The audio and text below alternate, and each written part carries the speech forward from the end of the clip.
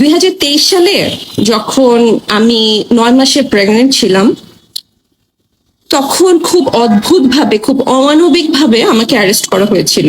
খুব অমানবিক ভাবে আমাকে এয়ারপোর্ট থেকে অ্যারেস্ট করে ভাঙাচোরা একটা গাড়িতে আমাকে জেলে নিয়ে যাওয়া হয়েছিল। তখন আপনারাই ফেসবুকে ঝড় তুলে দিয়েছিলেন প্রতিবাদের। আপনাদের প্রতিবাদের কারণে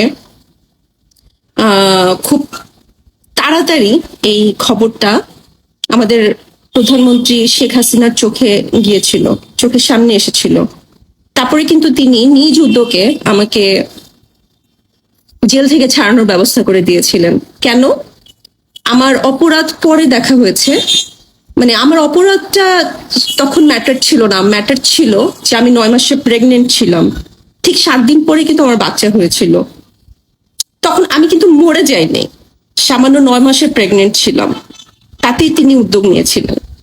কই এখন রামিসা হত্যা হয়েছে, এত ছোট ছোট বাচ্চারা হত্যা হচ্ছে, ধর্ষণের শিকার হচ্ছে, কত অমানবিক ভাবে হচ্ছে। আপনারা তো ফেসবুকে কাঁদতে কাঁদতে মরে যাচ্ছেন, স্ট্যাটাসে ঝড় বয় দিচ্ছেন। কই এখনকার প্রধানমন্ত্রী তো কিছু করছে না।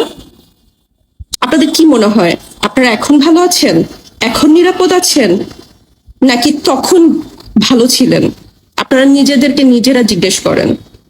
আপনাদের মেয়েদেরকে নিয়ে কি আপনারা এখন মানে শান্তিতে থাকতে পারেন, নাকি তখন পারতেন? নিজেদের বিবেককে জিজ্ঞেস করেন।